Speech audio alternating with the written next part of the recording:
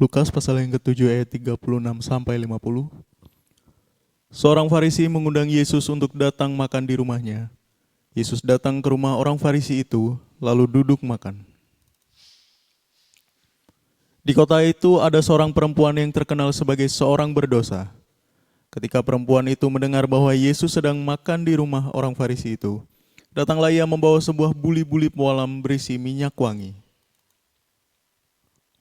Sambil menangis ia pergi berdiri di belakang Yesus dekat kakinya, lalu membasahi kakinya itu dengan air matanya dan menyekanya dengan rambutnya.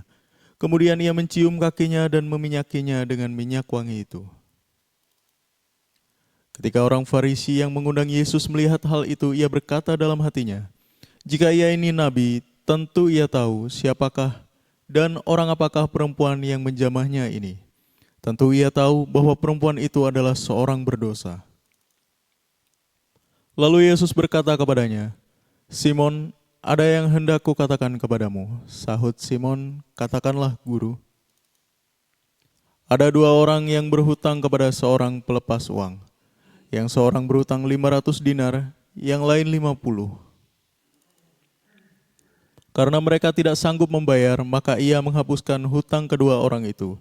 Siapakah di antara mereka yang akan terlebih mengasihi dia? Jawab Simon, "Aku kira dia yang paling banyak dihapuskan hutangnya." Kata Yesus kepadanya, "Betul pendapatmu itu." Dan sambil berpaling kepada perempuan itu, ia berkata kepada Simon, "Engkau lihat perempuan ini.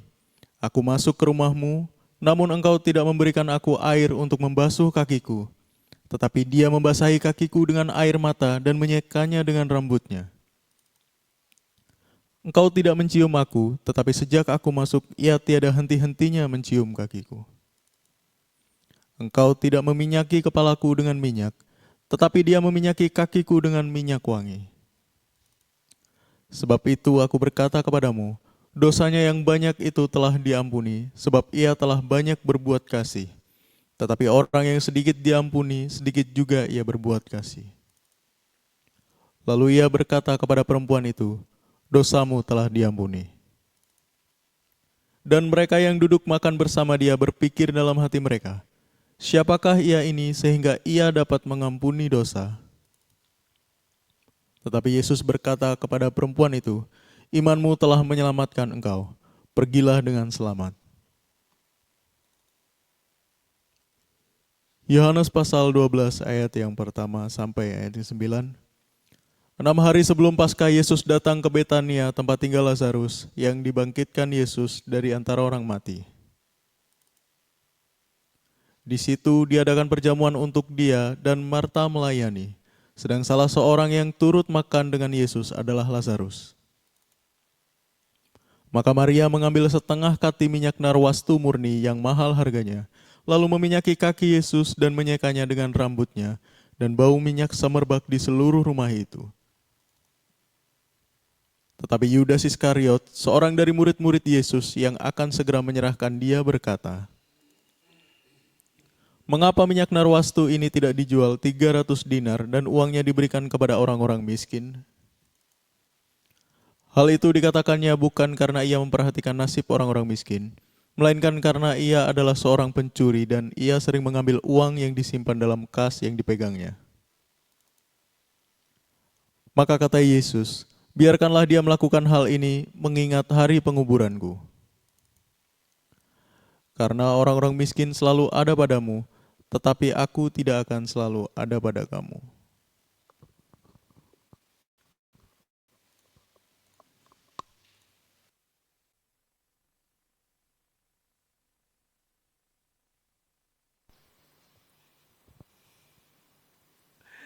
Oke, shalom semuanya. Tuhan Yesus memberkati ya. Oke, hari ini kita mulai belajar tetap di persembahan wanita yang minggu yang lalu ya kita belajar dari kitab Markus lalu ke kitab Yohanes. Hari ini kita belajar dari kitab Lukas ke kitab Yohanes. Bagaimana perbedaan cara memberi itu kita pelajari dari minggu yang lalu ya. gaya, pola, cara kita belajar. Tetapi minggu ini kita akan belajar klasifikasi tingkat kedalaman hati. Di mana kita belajar Tuhan berikan 3 contoh perempuan yang memberikan minyak mengurapi Yesus. Tapi ada satu perempuan yang sangat dalam, saudaraku. Di mana perempuan ini hasil daripada perbuatan kotor, pekerjaan kotor yang dikenal di seluruh kota. Seseorang yang jahat, yang kotor dianggap oleh bangsa Israel, yang terkenal, saudaraku, famous, tapi memiliki kedalaman hati memberi sama Tuhan. Dari kisah ini kita akan belajar, saudaraku, bagaimana orang-orang benar memberi kepada Tuhan, tapi tidak dengan hati yang sedalam orang-orang kotor, saudaraku. Alkitab itu sebuah kisah kehidupan yang sangat kaya dan unik. Cara Tuhan menggambarkan, mempertontonkan kepada kita setiap hati manusia. Di dalamnya ada perbuatan, ada karakter yang menyertai perbuatan, ada yang tersembunyi yang Tuhan singkapkan, ada yang tersembunyi yang Tuhan tidak bukakan. Ulangan 29 ayat 29. Ada hal yang dibukakan bagi kita dan bagi anak cucu kita. Pelajaran-pelajaran yang Tuhan berikan kepada setiap anak-anaknya seringkali berbeda, tapi berdasarkan kisah Alkitab. Tetapi ada hal-hal yang disembunyikan, itu hanya bagi Allah. Nah, ada juga hal-hal yang pada akhir zaman ini akan dibukakan pengetahuan-pengetahuan. Itu kisah Wahyu, saudara, menuliskan. Sehingga saudara, Alkitab itu sangat kaya. Saudara harus berani dan mau memiliki passion yang tinggi untuk selalu bukan hanya belajar Alkitab. Kalau belajar Alkitab selalu di awal, saudaraku. Belajar untuk tahu apa isi Alkitab. Itu awal. Sehingga saudara kalau belajar terus, saudara cuma punya pengetahuan Alkitab. Tidak memiliki kedalaman dari kehidupan daripada kisah-kisah, tulisan-tulisan di Alkitab. Bahkan saya sangat menyetujui para teolog-teolog di mana beliau-beliau belajar daripada sejarah, daripada bahasa asli, dari gereja purba sampai gereja modern hari ini. Nah, itu menyingkapkan banyak hal. Di part yang kelima kemarin, kita juga belajar bagaimana kita harus punya pengetahuan kehidupan untuk disandingkan, untuk mengiring pengetahuan kita tentang Alkitab. Di mana di dalamnya, mulai minggu ini, kita akan belajar kedalaman kehidupan yang disingkapkan Alkitab, yang tidak bisa didapatkan cuman belajar, cuman menyebutkan firman Tuhan, lalu memberikan potongan-potongan firman Tuhan untuk menjadi suatu arti, tanpa mengalaminya sendiri. Tidak pernah kita bisa mengungkapkan dengan emosi, perasaan, dengan segenap pikiran yang di dalamnya ada kehidupan yang pernah dijalani. Bagaimana proses sebuah pengampunan Tuhan dari kesalahan dan dosa kita. Bagaimana isi hati kita kepada Tuhan yang seringkali juga kita benar, tapi tidak jarang kita itu salah. Bagaimana juga kita mengalami salah jalan, salah keputusan, salah mengambil sikap, salah perbuatan. Tetapi juga kita rutin melakukan segala sesuatu yang benar menurut kita. Tapi akhirnya kenapa kok jadi seperti begini? Saya sering ke gereja, saya setia dengan gereja. Tapi kenapa kok saya nggak bisa mengampuni suami? Ada, saya dapati di beberapa gereja di mana terdapat cerita-cerita dari orang-orang yang sudah lansia. Cerita kehidupan mereka, anak-anaknya bercerita. Papi mami ini kalau berantem udah ngomongnya enggak karuan. Udah ceraiin aku. Kenapa enggak dari dulu tinggalin aku? Kamu tuh dari dulu tidak berubah. Padahal papi mami itu dari muda.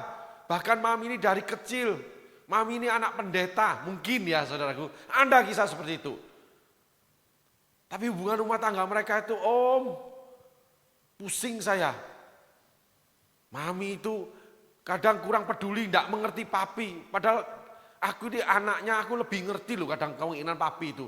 Papi itu ngomel aja, tahu dia maunya ini.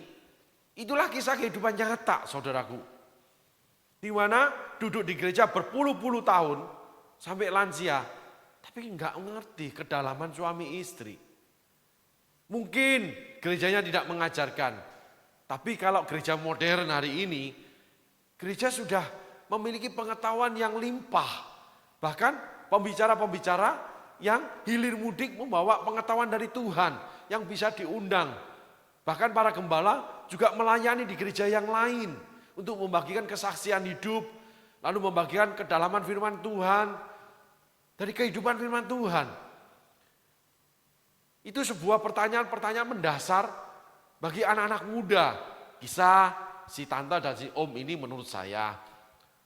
Lalu ada lagi dari muda sampai usia lansia tetap aja ngeritik gembalanya. Tetap aja nggak setuju dengan gembala. Tetap aja kalau gereja itu mulutnya manyun, monyong. Setiap kali gembala khotbah selalu ada aja yang disalahin. Padahal dari muda di gereja itu, Pak Gembala, Bu Gembala kadang nggak peduli karena udah matang rohaninya, gitu. Jadi kritikus seumur hidup, nggak pernah mengerti. Pak Gembala itu dari muda sampai tua menggembala sekian puluh tahun atau dari usia pertengahan sampai berapa puluh tahun melayani. Mereka mengalami proses dari Tuhan. Berita Injil yang diberitakan itu memberitahu tentang Injil. Sehingga orang-orang seperti ini akhirnya seumur hidup juga membawa berita yang tidak baik untuk menganarkis, untuk menolak, untuk mengcounter setiap kebenaran yang diberitakan oleh Pak Gembala. Ada orang-orang itu di gereja. Udah nggak usah dengerin. Si om lagi stres kali sehingga marah-marah aja. Seringkali Pak Gembala mendapat laporan begitu. Padahal di gereja itu berpuluh-puluh tahun. Orang-orang yang tidak pernah bertumbuh dalam kematangan kedewasaan.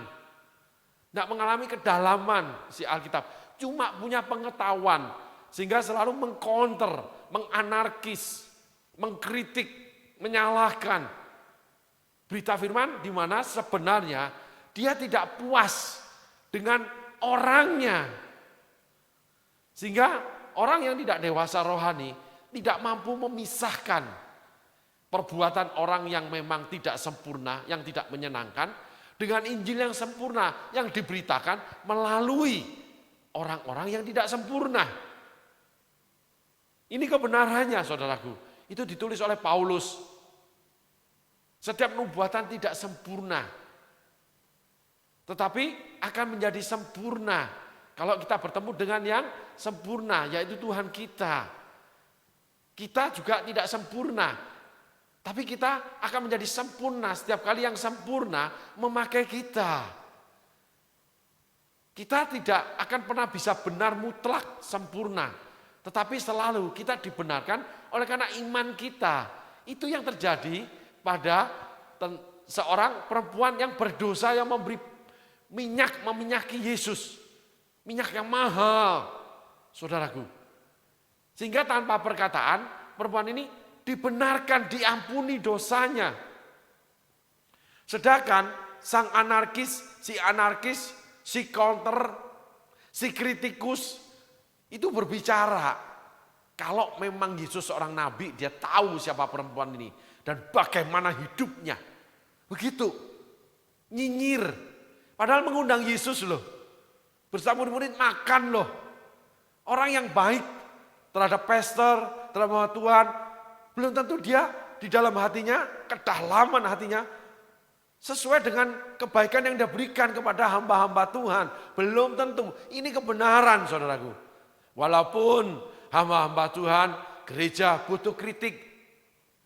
Butuh yang namanya countering. Tapi tidak anarkis. Tidak dengan maksud menjatuhkan. Tapi memberi masukan. Apa yang masih belum sempurna. Tetapi kita harus punya pandangan yang sama. Sebagai hamba Tuhan, sebagai jemaat Tuhan, sebagai pelayan-pelayan Tuhan, sebagai penatua, hidup kita, kekristenan kita, sebagai jemaat, itu kita semua harus punya dasar yang sama. Kita menyadari bahwa kita tidak sempurna. Nah, dengan itu maka kita adalah setara. Yang kau saudaraku itu adalah setara. Bahwa kita cuma dibenarkan, cuma dipakai, tidak lebih tidak kurang. Setiap orang akan dipandang, diukur oleh kebenaran firman Tuhan. Yesus akan mengukur dengan itu. Firman Tuhan salah satunya cuma dibenarkan. Sehingga baik hamba Tuhan, baik yang berkhotbah, baik jemaat, baik yang melayani, itu semua setara di hadapan Tuhan. Anak-anak yang dikasihi. Pelayan-pelayan yang melayani. Nah, ini kita harus betul-betul menjadi pakem, menjadi ukuran kita dulu. Nah, di sana kita memiliki kedalaman ketika kita melihat sesuatu yang tidak kita setujui. Yang tidak sesuai pemahaman kita. Kita akan duduk berbicara dengan bertanya. Tanpa menjustifikasi. Lalu menerima dan memikirkannya. Kadang memang belum bisa paham. Alkitab mencatat. Nah, ini batu penjurunya saudaraku. Ujilah segala sesuatu dari buahnya. Yang manis, yang sedap. Kalau buahnya baik, kenapa tidak? Minggu lalu kita sudah belajar bagaimana perempuan-perempuan ini memberi minyak narwastu yang mahal. Ada yang setengah kati, ada satu buli-buli. Diprotes, dimarahin, dianarkis. Oleh banyak orang mereka. Tokoh di balik layar Yudas. Kita sudah belajar minggu yang lalu. Karena Yudas itu melakukan dosa tersembunyi. Tapi Roh Kudus bawa Yohanes untuk mengetahuinya. Sehingga ditulis oleh Yohanes, Yudas itu sering mencuri uang kas loh. Ada dosa tersembunyi. Sehingga dia menjadi provokator. Dia menjadi inisiator sang anarkis.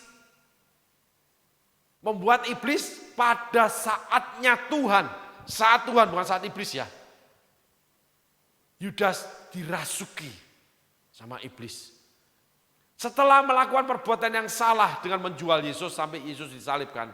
Yudas menyesal, sudah terlambat. Penyesalan itu terlambat saudaraku.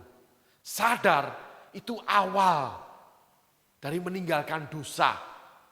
Sadar itu awal daripada datang kepada Tuhan. Sadar itu awal meminta ampun kepada Tuhan. Penyesalan itu terlambat. Semua sudah terjadi. Semua sudah tergores. Semua sudah tertuliskan. Semua sudah menjadi kisah dari sebuah peristiwa dengan kronologisnya. Dan itu dilihat, dicatat oleh manusia dilihat dan dicatat oleh Allah dan malaikat-malaikatnya, itu juga dilihat dan dicatat oleh setan dengan malaikat-malaikat penghulunya yang dipimpin oleh Lucifer, sang iblis tua.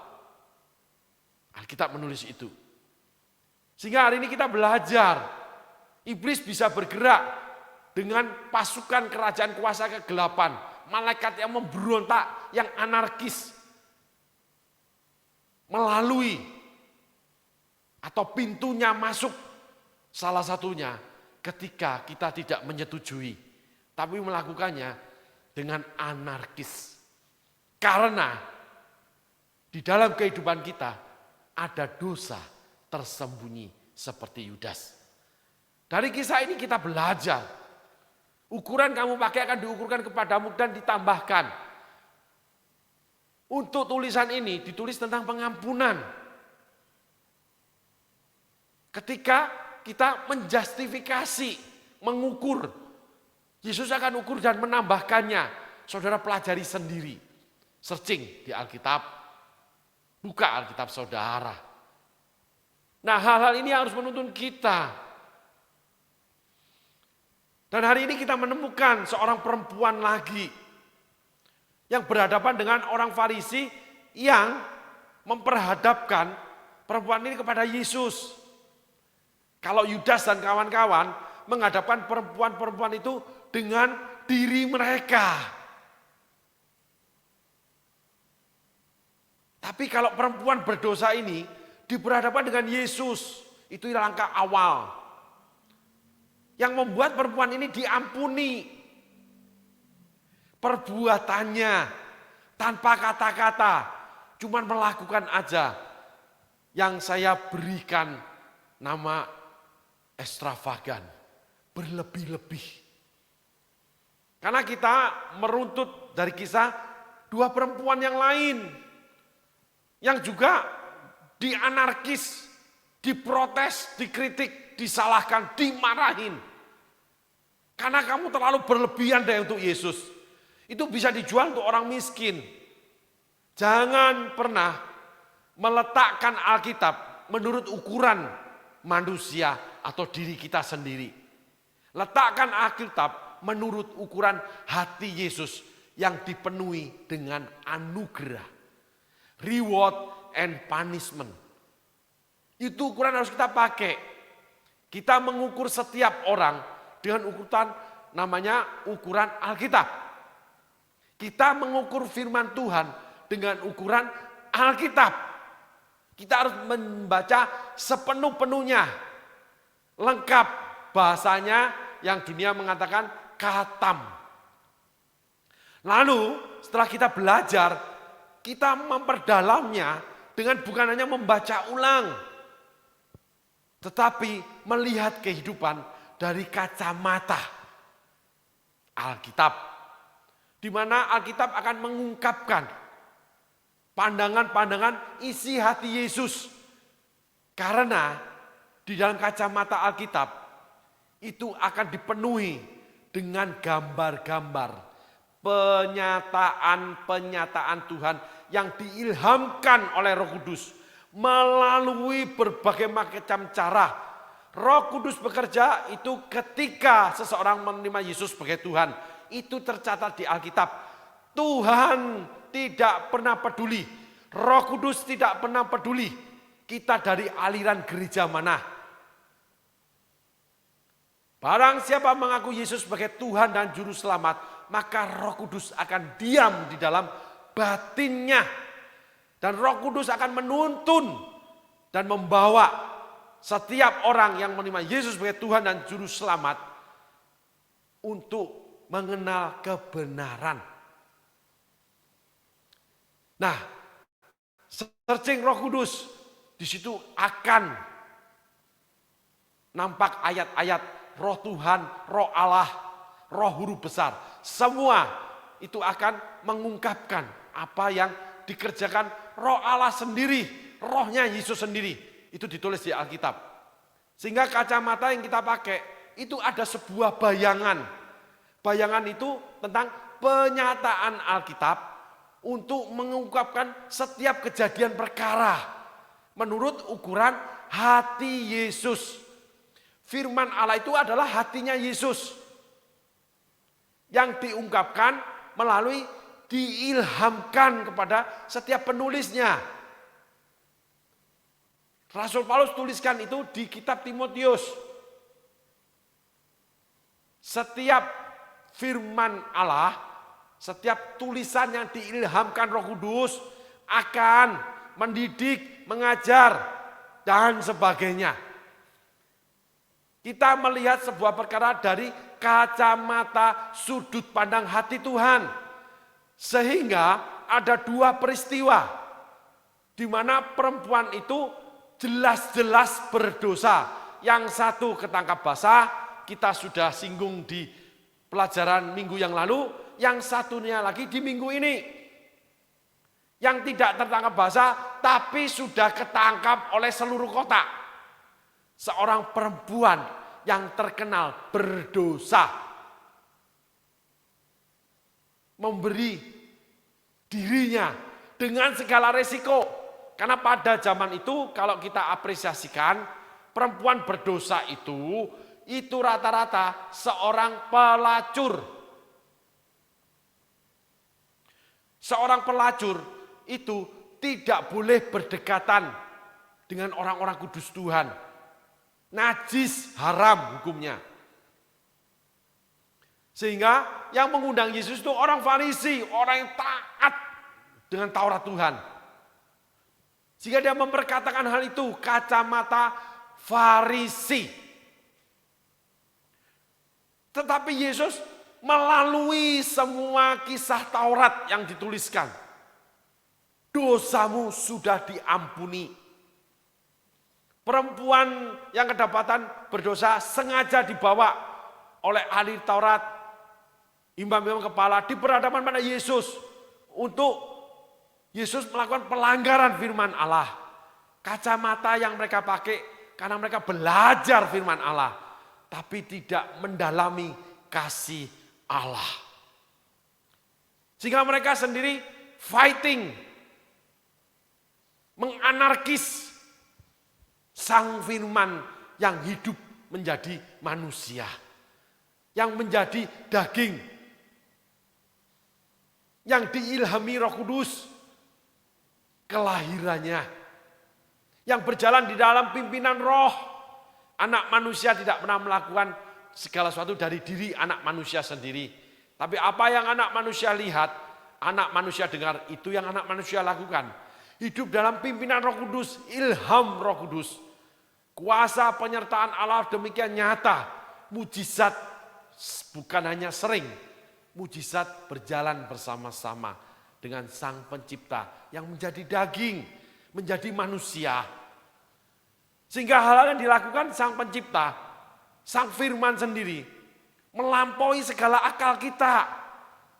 Melampaui segala akal untuk mengerti tentang kasih Allah yang tidak terbatas.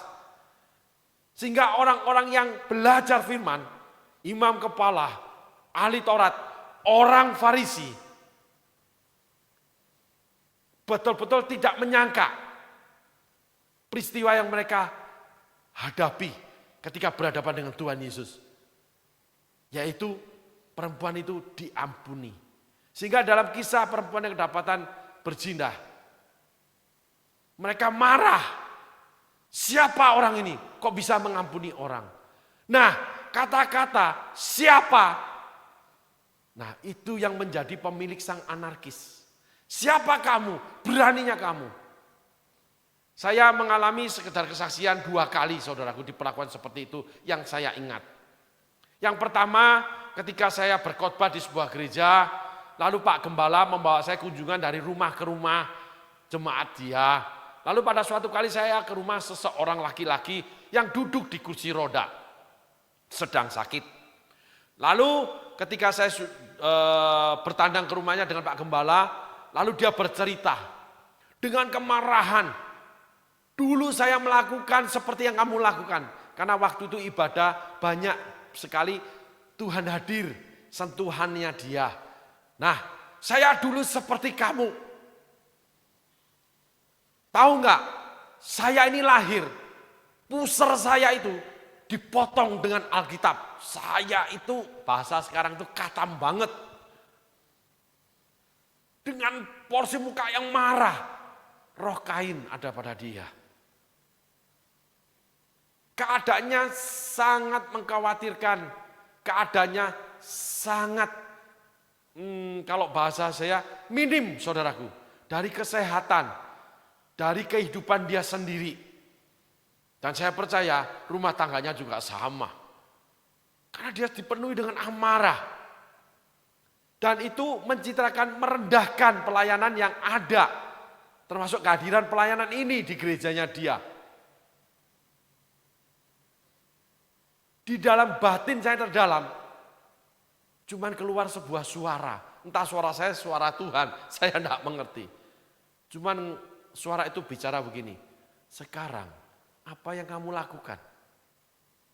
Lalu keluarlah roh pengertian.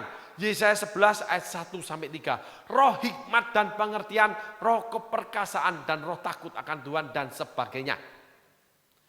Lalu saya diberikan pengertian. Timbul lagi suara di dalam saya. Seperti suara. Itu saudaraku. Setelah mengatakan, sekarang apa yang kamu lakukan? Lalu keluarlah pengertian. Keadaanmu hari ini bagaimana? Orang yang dipakai Tuhan luar biasa di masa muda. Ceritanya begitu. Lahir tali pusar bayi dipotong pakai Alkitab. Dia bicara begitu saudaraku. Saya manggut-manggut tapi saya berusaha memahami dia. Dengan kacamata, pakai kacamata Tuhan. Dengan menyangkal diri saudaraku. Saya masih muda sekali waktu itu. Gitu. Pikiran nih ngomong beda dengan ini saudaraku. Lu mah gak tahu diri. Lu mah udah sakit, udah hidup susah. Sombong banget sih rohanimu sih. Gua ini cuma dibawa Pak Gembala untuk mendoakan. Mungkin ada sesuatu yang Tuhan ingin sampaikan. Mungkin Tuhan akan memberikan sesuatu buat kamu. Kan kita nggak tahu. Belum-belum lu udah berdiri seperti batu karang. Ya siapa yang mau menyamar kamu? Tuhan juga nggak mau. Buktinya Tuhan ngomong kepada Simon, nggak ngomong pada orang Farisi. Dalam kisah yang kita akan pelajari ini. Tuhan ngomong terhadap perempuan, nggak ngomong pada para ahli Taurat. Ketika perempuan itu kedapatan berzina, dosamu sudah diampuni.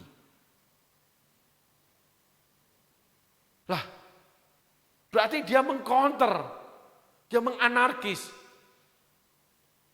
Aku pernah ngalami, jadi kamu jangan macam-macam sama aku deh. Gitu. Jadi saya di smackdown dulu. Ya udahlah, smackdown enggak apa-apa, pura-pura ajalah. Saya teringat ada seorang anak kecil dulu ketika saya awal pertobatan mengenal Tuhan, saya ke gereja ibadah pada sebuah gereja yang memang gereja itu melakukan lawatan-lawatan Roh Kudus yang pada zaman itu rebah. Lalu anaknya saya bawa, ini umur kurang lebih belasan, sudah SMP kelas 1, kelas 2, tapi masih kecil badannya. Ketika terjadi lawatan, Pak pendeta, ya pastor itu mendoakan, lalu anak-anak kecil pada rebah sama-sama gitu, saudaraku, rebah. Lalu saya tanya, saya lupa namanya. Wih, kenapa kamu rebah? Gitu. Saya pikir di dalam Roh Kudus. Ya saya rebah om. Ya semua rebah, ya saya pura-pura aja rebah. Saudaraku, lebih baik kau seperti anak kecil. Dialah pemilik kerajaan Allah. Si om ini menyatakan diri sebagai bukan anak kecil. Saya tahu, saya punya pengetahuan tentang pelayananmu. Pengetahuan membuat manusia menjadi sombong, tapi kasih membangun. Kacamata Tuhan, kacamata pengampunan, menerima dan terus mengikuti. Seperti Petrus. Petrus dengan Tuhan Yesus punya hubungan yang unik. Tuhan Yesus itu yang paling banyak marah sama Petrus. Yang paling banyak direndahkan Petrus. Tapi Petrus yang ditinggikan paling tinggi dari semua murid yang dimuridkan oleh Tuhan Yesus. Petrus, murid yang paling banyak dimarahi, paling banyak sembrono, paling banyak salah, paling banyak ngomongnya dipanggil iblis. Tapi Petrus pertama kali ketika Yesus menemui murid-murid, anak-anak, adakah roti? Ketika mereka menjadi nelayan kembali, Petrus memakai bajunya, loncat ke dalam air, dia yang menghampiri Yesus pertama kali. Betapa rindunya Petrus terhadap Tuhan. Karena Tuhan sudah mati disalibkan. Itulah kedalaman kacamata Alkitab. Kita harus membaca Alkitab sepenuh-penuhnya. Lalu Roh Kudus akan mengilhamkan, memberikan roh hikmat dan pengertian. Untuk memandang segala sesuatu tanpa pengetahuan. Tapi pengenalan akan Allah. Di mana Allah akan menyingkapkan sedemikian banyak kehidupan yang carut-marut di bumi. Yang menjadikan segala yang carut-marut ini di dalam kehidupan orang yang memakai kacamata hatinya Yesus. Itu menjadi di bumi seperti di surga. Doa Bapa kami. Ampunilah kami seperti kami mengampuni. Nah, hal-hal inilah yang harus membawa kita pada kedewasaan, saudaraku. Lalu saya punya pengalaman yang kedua. Saya pertama masuk ke sebuah gereja, lalu terjadi hadirat Allah yang luar biasa, manifestasi luar biasa, lalu ada orang-orang yang oleh karena hadirat Allah melakukan banyak hal di dalam hadirat Allah. Dan khotbah itu adalah khotbah yang cukup tajam, cukup kuat, karena membicarakan tentang pemberontakan yang namanya Bani Korah. Dan ternyata setelah selesai, saya diundang berbagai gereja itu, baru saya tahu, memang di gereja itu ada Bani Korah, orang-orang yang punya masa memberontak terhadap Pak Gembala. Itu saudaraku. Sang anarkis itu ada. Dan orang ini laki-laki yang tidak bekerja dengan baik. Sehingga keluarganya banyak ditopang oleh Pak Gembala. Suami, istri, anak ditopang oleh Pak Gembala. Tapi nggak ada rasa terima kasih, saudaraku. Nah, dia menjadi sang anarkis. Padahal dia cukup dipakai Tuhan, saudaraku. Karena saya berjumpa dengan orang ini. Nah, di dalam ibadah itu, ketika khotbah yang kuat dan tajam, keras sekali saudaraku, orang itu berlutut minta ampun, suami istri. Yang saya nggak ngerti, pokoknya mengalir aja. Dalam pimpinan roh tapi tertib ya saudaraku. Orang itu maju ke depan, berlutut suami istri, minta ampun sama Pak Gembala. Saya nggak ngerti ya awalnya. Selesainya baru saya ngerti cerita-ceritanya itu. Setelah itu pulang ke pastori, ya setelah diajak makan, pulang pastori, istirahat ya saudaraku. Tiba-tiba Pak Gembala mengetuk kamar, lalu berbicara, ada yang ingin ketemu Pak, seorang hamba Tuhan. Oh ya Pak, silakan, nanti sebentar. Nah, lalu saya kembali berpakaian untuk memenuhi tamu, lalu saya ketemui di ruang tamu. Saya salami, duduk. Habis itu perkataannya saudaraku, itu intisarinya cuma satu, sesat. Dia hidangan firman itu berpuluh-puluh untuk mengcounter, menganarkis apa yang terjadi di ibadah. Seorang hamba Tuhan punya pengetahuan Alkitab. Karena memang sekolah. Saudaraku, saya membutuhkan teologi. Saya membutuhkan saudara-saudara yang dibawa Tuhan untuk mendalami teologi di sekolah-sekolah seminari. Tetapi satu orang saudara, satu orang hamba Tuhan ini, itu menghidangkan firman Tuhan dengan keras terhadap saya, dengan marah. Yang menyatakan bahwa yang saya kerjakan tadi itu sesat, penyesatan. Setelah itu dia pulang. Saya cuma bilang, iya Pak, iya. Saya lupa, saya minta maaf gak, saya lupa. Setelah dia puas saudaraku, sekian lama dia pulang di depan Pak Gembala. Setelah itu saya masuk kamar. Di situ pertama kali, seingat kabur ya pandangan saya menangis saudaraku. Sakit sekali. Nah itulah kacamata Tuhan. Akhirnya menjadikan pengalaman kehidupan ini, semua itu membuat saya itu nggak berani melakukan terhadap hamba Tuhan. Hamba Tuhan itu seburuk apapun, paling jauh yang saya lakukan, saya menghindari dia. Yang disertai sedikit panjang kesaksian ini ya saudaraku, untuk menggambarkan kedalaman ya saudaraku ya, isi hati Tuhan. Di mana mungkin 15 tahun, bahkan 20 tahun. Saya mengalami 7 tahun pertama, 7 tahun kedua, khususnya 7 tahun pertama, bagaimana hidup direndahkan sebagai hamba Tuhan.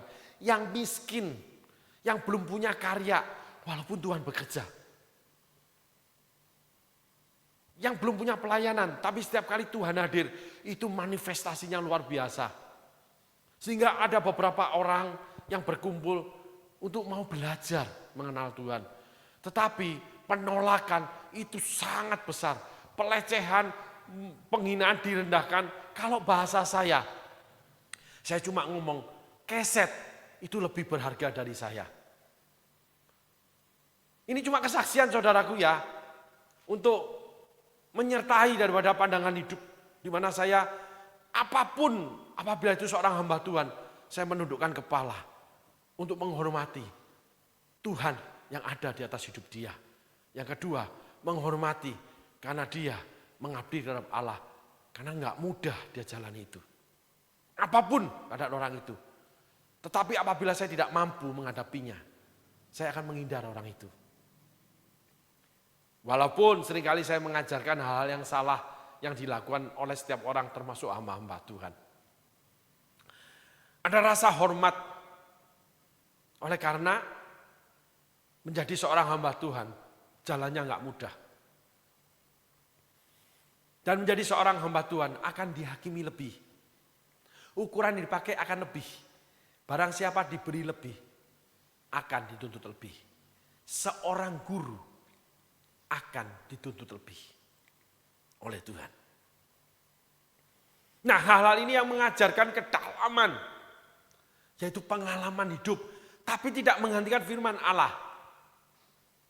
Menyaksikan bagaimana firman Allah itu hidup di bumi ini. Sehingga apabila kita memakai kacamata isi hati Tuhan, hidup di bumi seperti di surga, saudaraku. Sehingga kita tahu apa maunya surga.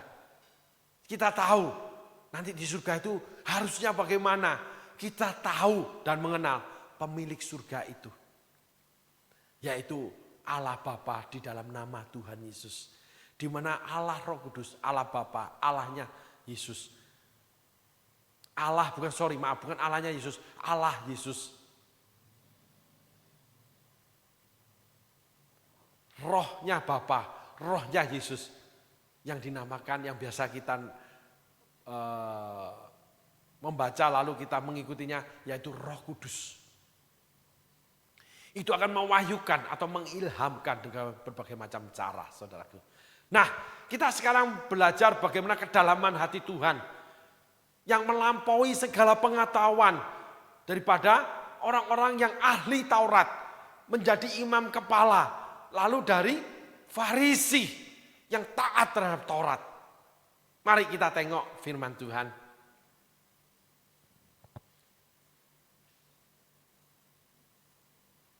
Seorang Farisi mengundang Yesus untuk datang makan di rumahnya.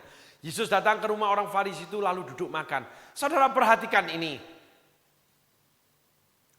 Seorang Farisi mengundang Yesus, orang yang taat beribadah, orang yang hidupnya memegang firman Tuhan. Saya pernah ke Israel. Saya melihat orang-orang Israel itu ada dari penampilan sehari-hari mereka. Mereka itu pengikut Farisi atau pengikut yang lain di dalam kehidupan Yahudi. Ada yang topinya itu panjang, ada yang pendek, ada yang pakai ini, lalu bajunya ada yang panjang, ada yang pendek. Dari semua itu ada ciri khasnya. Menyatakan dia dari mana, saudaraku. Dan orang Farisi, orang yang taat terhadap Taurat. Saudara baca sendiri ya, kita tidak menggali Farisi. Bukan bagian saya, bagian hamba-hamba Tuhan yang dipakai Tuhan luar biasa di dalam sejarah. Termasuk sejarah Israel, saudaraku. Ya, nah, orang Farisi itu mengundang Tuhan, orang yang taat beribadah. Sebetulnya dia mengakui enggak Tuhan? Terlihatnya seperti mengakui. Banyak orang yang duduk manis mengikuti pengajaran sebuah gereja, ibadah sebuah gereja, aktif juga di gereja, bahkan melayani di gereja. Tapi sesungguhnya dia tidak percaya dengan gereja dia sendiri. Dia tidak percaya dengan pesternya sendiri. Ada yang lebih buruk lagi, tidak percaya kalau Tuhan bekerja di dalam gereja di mana dia ada di dalamnya. Di dalam hidup pester di mana dia menerima kebenaran firman Tuhan itu loh saudaraku. Dia tidak percaya kalau itu dari Yesus. Hal inilah yang memporak-porandakan gereja, memporak-porandakan hubungan antara pester dengan jemaat. Setan sungguh bekerja dalam yang namanya roh anarkis. Roh anarkis adalah roh pemberontak. Pemberontakan tidak pernah direstui, tidak pernah mendapat dukungan, tidak pernah disertai oleh Tuhan. Setiap pemberontakan di Alkitab dari perjanjian lama, pemberontakan terhadap firman Allah, pemberontakan terhadap pemimpin, Bani Korah, akan itu di kisah Yosua. Pemberontakan terhadap aturan atau perintah dari pemimpin. Lalu pelanggaran menghalangi pemimpin Petrus. Semuanya membuat murka Allah. Pasti mendapat hukuman, punishment pasti diberikan. Absalom, walaupun dalam peristiwa itu hamba Tuhannya mungkin salah atau mungkin tidak. Terlihat salah atau memang salah. Imam Eli pasti salah dengan Taurat. Tapi Nabi Samuel itu enggak pernah mau memberontak. Dan selalu memanggil Imam Eli Bapak. Raja Daud yang mau dibunuh. Ketika dia beberapa kali mendapatkan bisa membunuh Raja Saul. Ketika Daud pun belum menjadi raja. Dan dia tetap memanggil Bapak. Tetap menempatkan diri sebagai menantu. Dan dia membahasakan dirinya anjing hina ini. Dan Saul itu menangis. Tapi Saul tidak pernah berubah, tidak pernah bertobat dari ingin membunuh Daud loh. Tapi Saul dibunuh Tuhan. Imam Eli dibunuh Tuhan. Perkara dibunuh itu saudara pelajari sendiri ya. Itu cuma ungkapan aja. Mati masuk neraka. Absalom mati masuk neraka. Dibunuh Tuhan. Saul sampai bunuh diri nggak bisa mati. Absalom ditusuk tombak 10 bujangnya Yoab. Bani Korah ditelan bumi. Akan dilempari batu, dirajam sampai mati. Semuanya mati mengenaskan. Semua yang sebagian dari cerita Alkitab ini, itu orang-orang yang dihinggapi roh pemberontakan. Orang-orang yang punya hati anarkis, saudaraku. Ini kebenaran.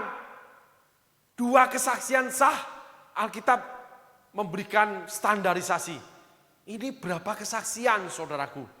Belum 10 pengintai. Memberikan kabar busuk. Lalu bangsa Israel yang mau memberontak terhadap Musa.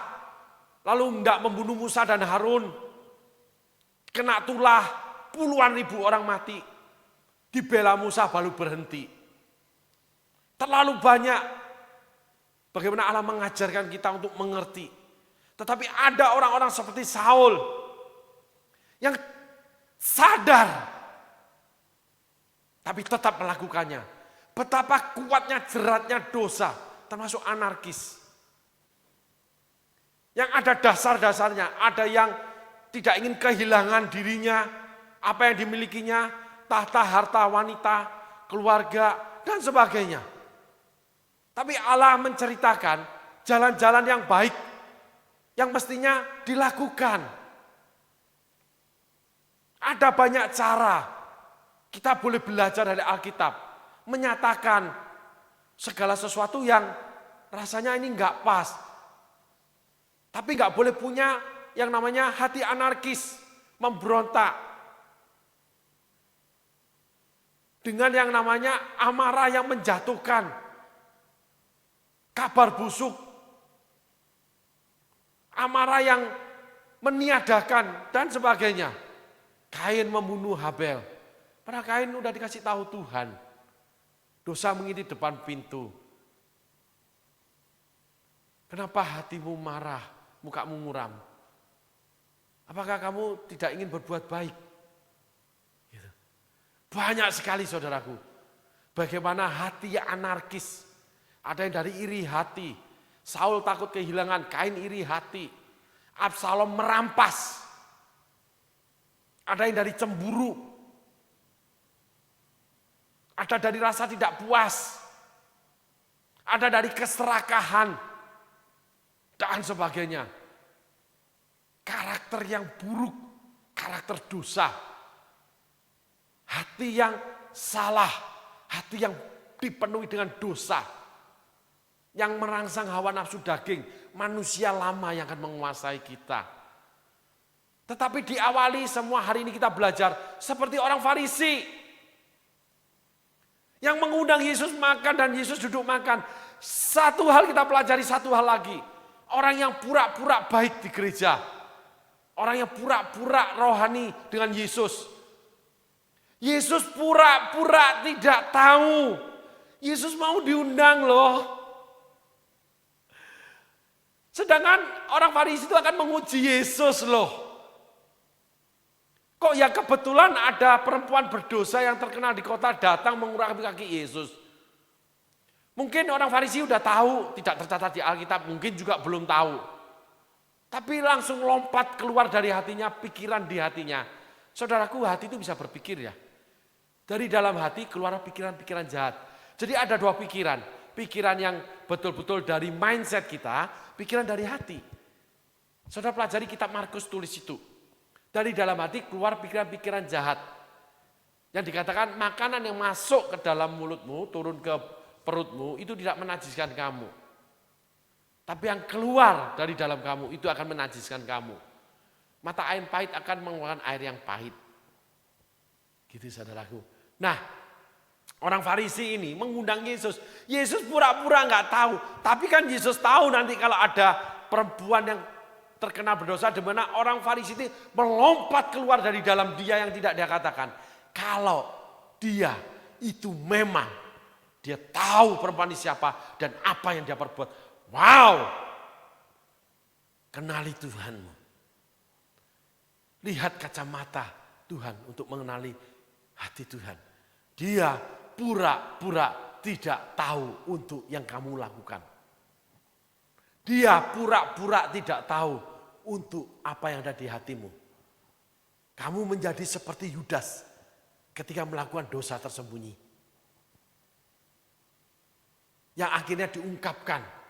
Yesus memberitahu seseorang, mengiring seseorang sampai tahu perbuatan Yudas. Yaitu Rasul Yohanes. Karena yang menulisnya Rasul Yohanes. Yesus pura-pura enggak tahu. Kalau orang Farisi ini cuma menguji dia nantinya. Dan dia bicara dengan Simon, bukan orang Farisi. Bahasa orang Jawa disemoni. Bahasa Indonesia disindir. Seringkali kita hadir ibadah, khotbah dari seorang hamba Tuhan. Itu menancap di hati kita, menyakiti kita. Lalu kita marah. Kalau bahasa saya yang mungkin tidak benar ya saudara, berusaha saya sandingkan aja. Yesus itu memancing keluar yang di dalam hati kita. Supaya kita tahu perbuatan kita itu salah loh. Hati kita salah. Marah menjadi anarkis. Padahal itu cuma sebuah cara Tuhan untuk mengeluarkan. Menjadi sebuah peristiwa. Untuk menyatakan bahwa kamu salah. Seringkali khususnya saya sendiri mengalami hal itu. Ketika akhirnya tersadar. Bahkan dalam hidup saya yang paling buruk saya lakukan sampai 3 kali. Sehingga hari ini, sampai hari ini, yang terakhir ketiga, saya tidak mau lagi. Sebelum terlambat penyesalan itu. Oleh karena keadaan hati yang tidak baik, karakter tidak baik, hati yang menuntut tidak baik, itu saya lakukan 3 kali pelanggaran firman Allah.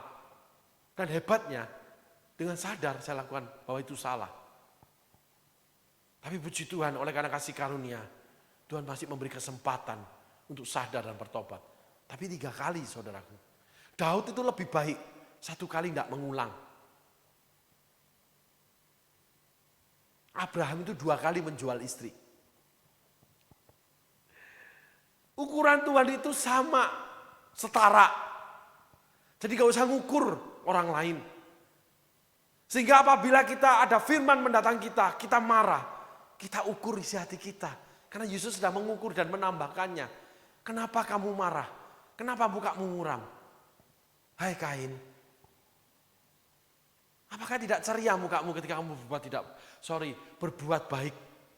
Sudah baca sendiri kisah Kain. Sehingga ada perbuatan tidak baik. Hati yang tidak baik. Seperti orang Farisi yang menguji Yesus. Kalau dia. Nah, kata-kata kalau ini yang akhirnya menyatakan bahwa kita sedang tidak baik-baik saja. Hati kita ternyata tidak baik loh. Karena mengukur seseorang, ukuran yang kamu pakai akan aku ukurkan kepadamu. Sehingga hari ini kita belajar 2 hal saudaraku. Bagaimana Yesus meresponi hati yang tidak baik. Bagaimana kita mendapatkan orang-orang yang setia tapi hatinya tidak baik.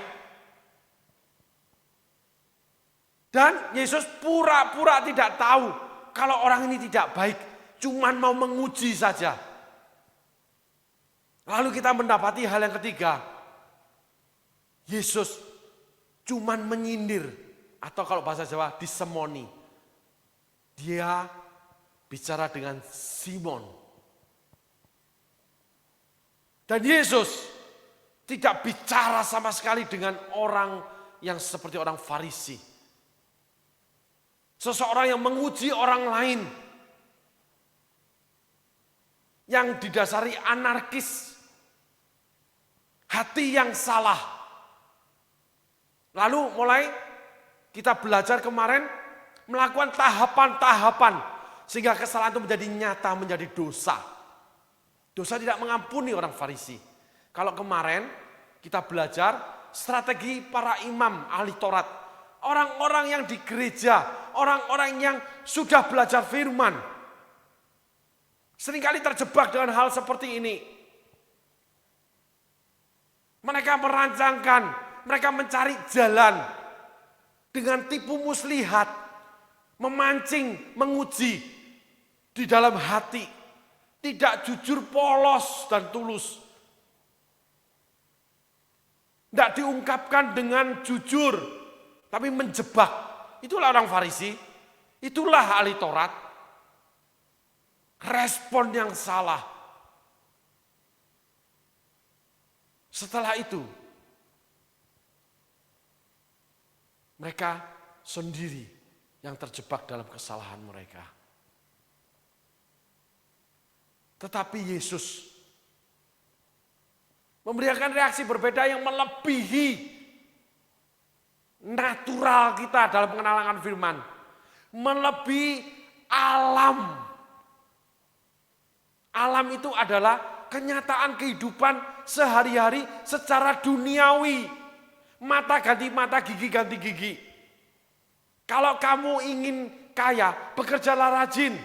Alkitab menambahkan, rajinlah seperti semut. Tetapi ada firman yang lain, berilah maka kamu akan diberi. dan sebagainya. Itu yang tidak terdapat di kebenaran dunia, alamnya dunia nyata, kehidupan manusia sehari-hari. Kalau memberi harus dalam keadaan berlebih. Saya mengalami itu, saudaraku.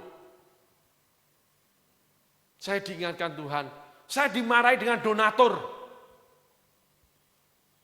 yang belasan tahun memberi rumah, membeli mobil, memberi bulanan yang cukup buat saya.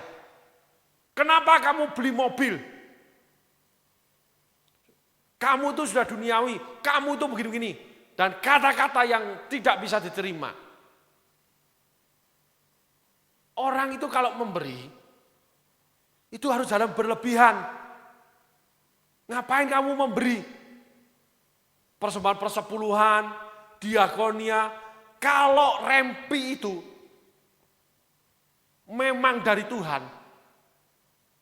Kalau memang rempi itu diberkati Tuhan, kenapa dia memberi, terus memberi sama orang, hidupnya susah. Saudaraku, kalau boleh saya bicara, kalau menanam kacang hijau, keluarlah tauge dalam waktu cuman sekian hari. Kalau saudaraku menanam pohon durian, itu butuh waktu tahunan, saudaraku. Kalau saudara menanam beras, menanam padi, itu cuma 3 bulan. Kita bisa tuai. Tapi kalau saudara menanam kayu besi, yang namanya ulin, itu puluhan tahun, saudaraku. Dan kayu itu, kayu yang paling luar biasa. Kenapa? Kayu itu bisa ditanam di sungai untuk menjadi dermaga di kampung-kampung, di desa-desa di Kalimantan. Itu tidak bisa lapuh kena air. Besi aja karat, kayu ulin tidak loh. Kalau kita ingin mencapai hal yang abadi, hukum yang kita pakai, cara yang kita pakai, firman Allah yang di dalamnya itu isi hati Tuhan. Kacamata kehidupan yang Tuhan berikan kepada setiap anak-anaknya. Pemberontakan selalu terjadi daripada kacamata dunia. Ukuran yang dipakai, kalau dari kacamata dunia, itu selalu menimbulkan pertengkaran, perselisihan. Yang akhirnya di dalamnya pasti ada yang namanya anarkis. Yang didasari daripada keserakahan, iri hati, cemburu, persaingan, tidak ingin kehilangan, semuanya itu ada. Iblis bekerja dengan cara ini, saudaraku. Sehingga orang ini saya marah, orang yang sangat saya hormati, saya anggap tulus, tapi dia memakai kacamata dunia. Dan saya bicara sama dia, mungkin cara ini salah, terlalu emosional, tetapi saya memakai ekstravagan. Berlebih-lebih buat Tuhan. Aku mau berdoa kepada Tuhanku. Aku akan berdoa puasa, tidak melakukan apapun, berlutut 3 hari 3 malam. Untuk meminta Tuhanku mengembalikan setiap rupiah yang kamu berikan kepadaku.